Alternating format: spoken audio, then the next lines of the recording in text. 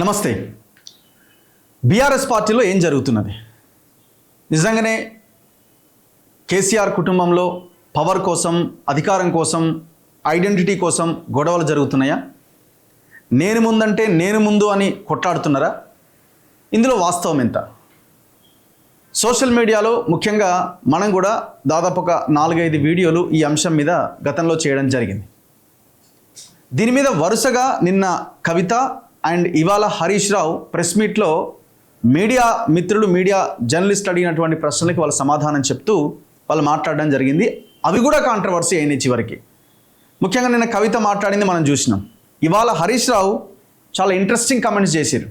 ఆయన ఏదో ఒక ప్రభుత్వ వ్యతిరేక విధానాలకు సంబంధించిన వాళ్ళ అపోజిషన్ లీడర్గా వాళ్ళు ఒక అంశాన్ని గురించి ప్రెస్ మీట్ పెట్టినప్పుడు జనరల్గానే మీడియా సమావేశంలో జర్నలిస్టులు మిగతా అంశాల మీద కూడా క్వశ్చన్స్ అడుగుతారు. అందులో భాగంగా మీ ఇంట్లో గొడవలు ఉన్నాయా, పవర్ కోసమైనా కొట్లాడుతున్నారా అని రకరకాల క్వశ్చన్స్ వేసారు జర్నలిస్టులు. దాంట్లో ఆయన చాలా స్పష్టంగా ఒక అంశాన్ని ప్రస్తావించారు. ఏంటంటే, కేటీఆర్కు బీఆర్ఎస్ పార్టీ బాధ్యతలు అప్పగిస్తే నేను స్వాగతిస్తా, కేసీఆర్ ఆదేశాలు శిరసా వహిస్తా, కేసీఆర్ మాటే నా బాట అని ఇట్లా ఒక 3-4 లైన్లతో ఒక టెక్స్ట్ వైరల్ అవుతూ ఉన్నది. అంటే ఇప్పుడు ఏం జరుగుతున్నది? మనం ముందు నుంచి చెప్తున్నాం, కేసీఆర్ హరీష్ రావుకి పొగబెట్టిండు. ఆ పొగని పీల్చుకొని అక్కడే రాజకీయ సమాధైతడా? ఆ పొగబెట్టిండు కేసీఆర్ అని గుర్తించి గోడ దూకి అవతల పడతాడా? బతికి బయట పడగలుగుతాడా? ఇది జరిగింది ఆల్రెడీ కేసీఆర్ హరీష్ రావుకి పొగబెట్టిండని మనం తేల్చేసినాం. సో ఈ అంశం పెద్ద ఎత్తున సోషల్ మీడియాలో వైరల్ అయింది. చాలామంది ఈ అంశాన్ని టేకప్ చేసి మాట్లాడుతున్నారు. కవిత అంశం ఆల్రెడీ చర్చలో ఉండనే ఉన్నది. ఆమెనే అసలు భౌగోళిక తెలంగాణ వచ్చింది, సామాజిక తెలంగాణ రాలే, చాలా దరిద్రంగా ఉన్నది 10 ఏళ్ళ కేసీఆర్ పాలన అనే రీతిలో ఆమె కేసీఆర్ని వేసుకున్నది. ఆమె టాపిక్ ఒకవైపు ఉన్నది. ఇప్పుడు హరీష్ రావు కేటీఆర్కి బీఆర్ఎస్ బాధ్యతలు అప్పగించినా నేను స్వాగతిస్తా, కేసీఆర్ ఏం చెప్తే అది, మా బాస్ కేసీఆర్, ఆయన ఏది చెప్తే అది నేను ఫాలో అవ్వాలి, ఫాలో అవుతా అనే స్టేట్మెంట్ సరే గతంలో ఇచ్చినా ఇప్పుడు ఆ స్టేట్మెంట్ని పర్టికులర్గా ఇప్పుడు మాట్లాడుతూ ఆ కేటీఆర్కి పదవిస్తే నేను స్వాగతిస్తా అనే అంశాన్ని ఎందుకు వైరల్ చేస్తున్నారు? ఇది ఇక్కడ ఆలోచించాల్సిన విషయం. లేదు కవితని పక్కన పెట్టడానికి కేసీఆరే హరీష్ రావుకి చెప్పిండా? ఇట్లా కూడా అనుకోవచ్చు, ఏమన్నా కావచ్చు. ఎందుకంటే రాజకీయాల్లో ఏదైనా సాధ్యమే. రాజకీయాల్లో ఏముంటుంది? ఏదో ఒక స్ట్రాటజీతో ప్రత్యర్థిని కోలుకోలేని దెబ్బ కొట్టడం, అంతే. అఫెన్స్ గేమే ఉంటుంది. సో కేసీఆరే అందులో భాగంగా చేస్తున్నాడా? లేదు హరీష్ రావు ఏమైనా కేసీఆర్ నాకు ఎట్లాగో పొగబెట్టిండు, రేపో మాపో ఈటల రాజేందర్ లెక్కని నన్ను బయటకు పంపించే ప్రయత్నం చేస్తున్నాడు, ఆల్రెడీ స్టార్ట్ చేసిండు, అది ఎక్కడి వరకైనా వెళ్తుంది. సో నాకు నేనుగా బయటపడ్డం కంటే నేను పార్టీకి వీర విధేయుడుగానే ఉన్నా, మా మామకు వీర విధేయుడుగానే ఉన్నా, అవసరమైతే కేటీఆర్ని ఇష్టం లేకపోయినా నేను ఆయనకి పార్టీ బాధ్యతలు అప్పగించినా నేను ఓకే చెప్పినా, అయినా కూడా నన్ను బయటకు పంపే ప్రయత్నం చేస్తున్నాడు చూడండి అని భవిష్యత్తులో చెప్పుకోవడానికా? ఇట్లా రకరకాల క్వశ్చన్స్ వస్తున్నాయి. గొడవ లేదు అనుకోవడానికి మాత్రం ఎట్టి పరిస్థితిలో లేదు. నేను చాలామంది ఒకరిద్దరు బీఆర్ఎస్ ఎమ్మెల్యేలతో కూడా మాట్లాడిన అప్పుడు వాళ్ళు కూడా చాలా క్లియర్గా చెప్తున్నారు, ఒకే కత్తిలో ఒకే ఒరలో 2-3 కత్తులు ఎట్లా ఇదవుతుంది, ఇది కష్టం కదా, అది కామన్గా ఎక్కడైనా ఉంటుందన్న. అఫ్కోర్స్ కామన్గా ఎక్కడైనా ఉండొచ్చు, అది ఉన్నది ఉన్నట్టుగా చెప్పుకోవాలి. మరి ఏమీ లేదని చెప్పుకోవడం ఏంది? ఒకసారి వీళ్ళిద్దరు మాట్లాడింది చూడండి. బిడ్డ నిన్న మాట్లాడింది, అల్లుడి ఇవాళ మాట్లాడిండు. బిడ్డ ఏమంటుందంటే ఎవరో నా మీద కుట్ర చేస్తున్నారు అంటుంది. మనం ఆల్రెడీ చెప్పినాం, కాంగ్రెస్కి బీజేపీకి ఆమె మీద కుట్ర చేయాల్సిన అవసరం లేదు. ఆమె నా పార్టీ నుంచి రిజైన్ చేయించి వాళ్ళ పార్టీలోకి తీసుకునే అవకాశం ఏమైనా ఉంటే, ఆలోచన ఏమైనా ఉంటే ఆ ప్రయత్నం చేస్తారు. అసలు ఆమెను తీసుకుంటే ఇంకా పార్టీలు డ్యామేజ్ అవుతాయి. మరి ఇంకా కుట్ర చేసేది ఎవరు? సొంత పార్టీలో ఉన్నోళ్ళు. ఎవరు మరి వాళ్ళు? హరీష్ రావా, వాళ్ళ అన్న కేటీఆరా? ఆమె ఏమన్నది ఒక్కసారి వినండి, దాని తర్వాత హరీష్ది కూడా వినండి. నయీ బాత్ నహీ హై, బహుత్ సాలోं से చర్చా చల్తా మేరే బారే మే.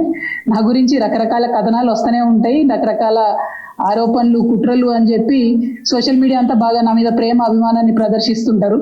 నేను రిక్వెస్ట్ చేసేది ఒకటే, ఇవన్నీ ఎవరు చేస్తున్నారు ఏందో అన్ని తెలుసు నాకు, కానీ సమయం సందర్భం వచ్చినప్పుడు మాట్లాడతాం.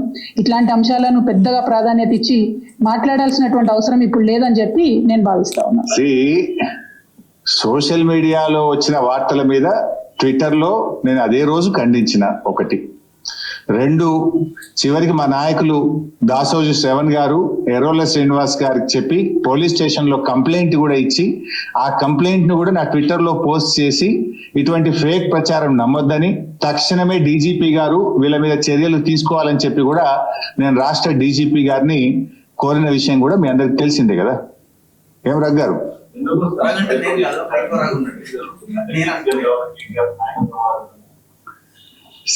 ఆ పంచాయతీ లేదు మా పార్టీలో. నేను చాలా సార్లు కూడా చెప్పాను, మీరందరూ కూడా చూసింటే ఒక్కసారి కాదు కొన్ని 100 సార్లు చెప్పి ఉంటాను.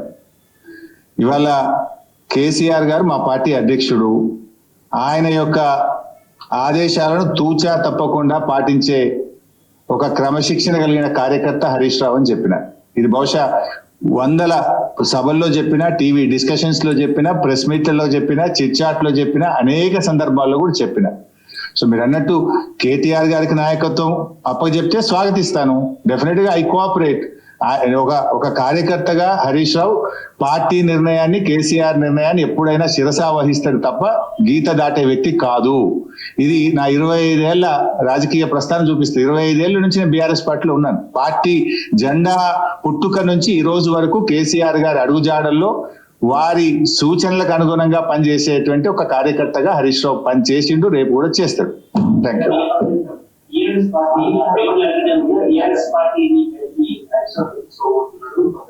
ఇవన్నీ చిల్లర ముచ్చట్లు బంద్ చేయాలి. ఇంత స్పష్టంగా కుండబద్దలు కొట్టినట్టు నేను మాట్లాడుతుంటే మీరు ఈ ప్రశ్నలు ఏందో నాకైతే అర్థమవుతలేదు. ఇంత కుండబద్దలు కొట్టినట్టు 100 సార్లు చెప్పినా, మళ్ళీ ఈ రోజు కూడా చెప్పినా కదా.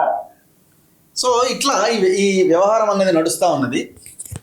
ఏమీ లేదనుకోవడానికి అయితే వీల్లేదని. అసలు వీళ్ళు సోషల్ మీడియాలో వీళ్ళ నెట్వర్క్లో కూడా హరీష్ రావు ఒక గ్రూప్ ఉంటుంది, కేటీఆర్కి ఒక గ్రూప్ ఉంటుంది, కవితకు ఒక గ్రూప్ ఉంటుంది. అందులో ఈయనకు వ్యతిరేకంగా ఆయన గ్రూప్లో ఏదన్నా వస్తే వాళ్ళు షేర్ చేసుకుంటారు. ఆయనకు వ్యతిరేకంగా వీళ్ళ వచ్చిన గ్రూప్ వీళ్ళ దాంట్లో షేర్ చేసుకుంటుంటారు.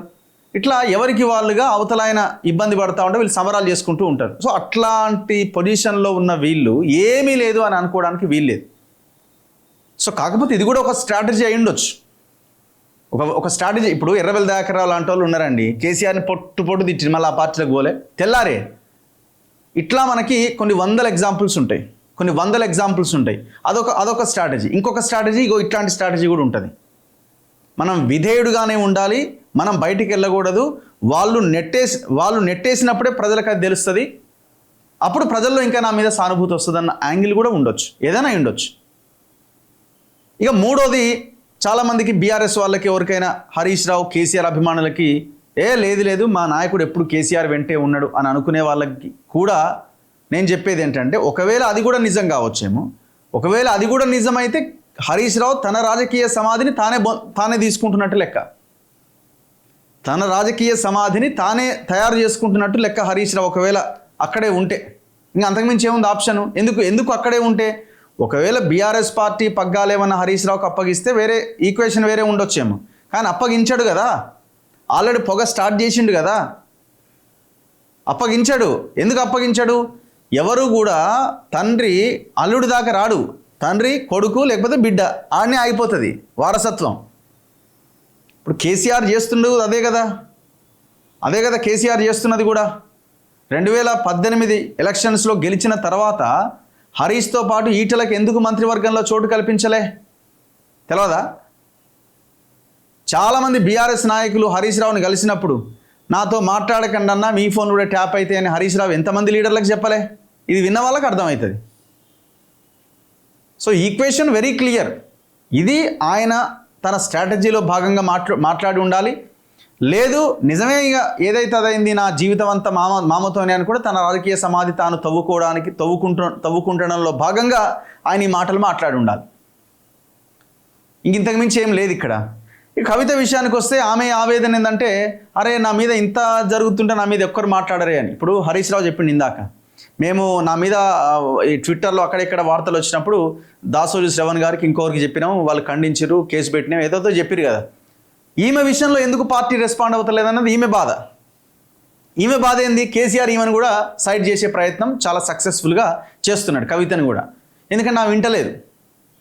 ఆమె గింటే నువ్వు పక్కన ఉండాలా, ఒకవేళ పవర్లోకి వస్తే నీకు ఎంపీనో లేకపోతే ఎమ్మెల్యే అయితే మినిస్టర్ ఏదో ఒకటి ఇస్తాము అంతే, అక్కడికే ఉండాలా. నేను ముఖ్యమంత్రి అవుతా, నేను పార్టీని లీడ్ చేస్తా అంటే కుదరదు. ఎందుకంటే ఆడ అన్నున్నాడు, తండ్రి ఆలోచన ఇది. ఆడ అన్నున్నాడు, ఉండగా నువ్వు ఎట్లా వస్తావమ్మా, ఇది కాదు కదా అన్నది కేసీఆర్ ఆలోచన. లేదు నాకు నువ్వు కావాలంటే పక్కకు తప్పుకో అని ఆమెను కూడా పక్కకు నెట్టేసే ప్రయత్నం చాలా సక్సెస్ఫుల్గా జరుగుతున్నది. అందుకే ఆమె ఎంత మాట్లాడినా ఏం చేసినా అంత సైలెంట్గా ఉన్నది పార్టీ.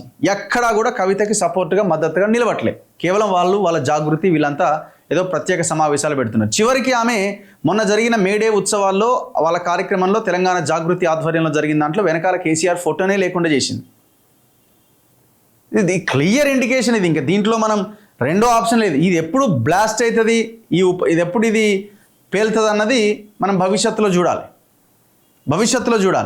అంతకు మించి ఇక్కడ ఏదో ఏమీ లేదు, అంతా పాజిటివ్గానే ఉంది అనుకోవడానికి వీలు లేదు.